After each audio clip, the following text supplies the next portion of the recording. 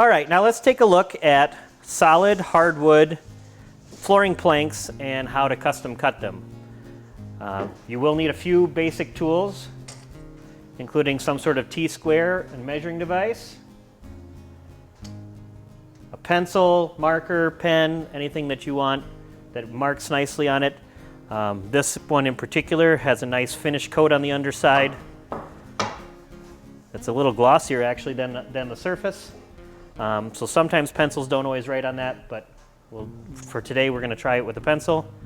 And then you'll need something to cut it with.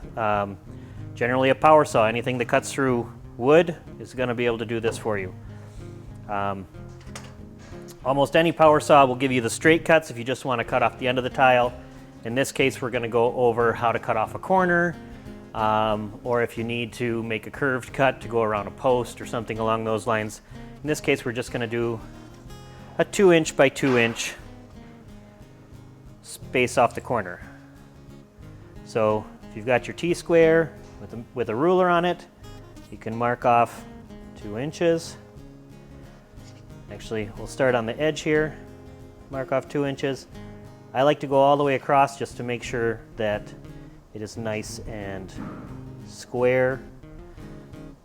And then if I did this right, they should line up with my T-square, and they do. Again, always mark on the underside of the tile.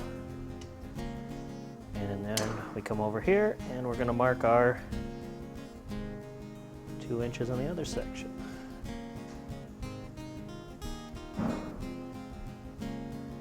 You can see that doesn't mark super well on this glossy surface, so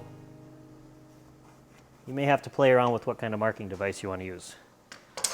So here's the corner I want to cut off. I mark that with an X just so I know that that's the part I'm getting rid of and I don't accidentally cut off something else. Then you come over and you grab your saw. I like to use a jigsaw just because it's easy to handle, but whatever you're comfortable with, bandsaw, anything like that would be just fine. When you're cutting, make sure that if you're using a jigsaw like this, you can see that it pulls that sharp edge towards the top, so you want to make sure that your finished edge is on the bottom. That'll keep it from splintering while you're cutting. And you may see as we cut along this line here, there may be some splintering on the underside. In that case, if it's on the underside, you may not have to worry about sanding, but if it's on the top, then you've got a little extra work to do. So let's go ahead and cut it.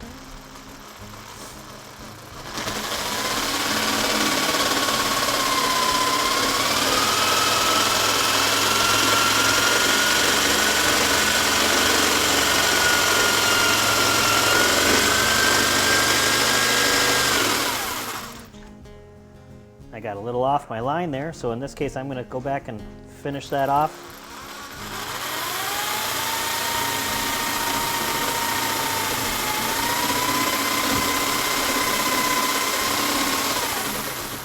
There we go.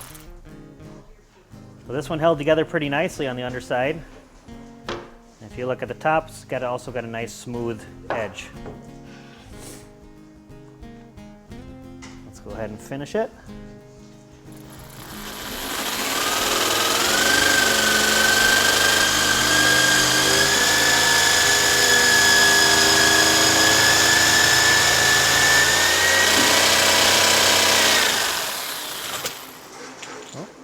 Try not to pull that up too early.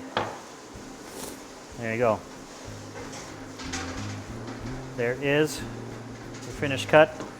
You can see I didn't follow a straight line there. My blade might be getting a little bit dull, so you always want to start with a fresh blade. But that's how you custom cut a solid hardwood flooring plank.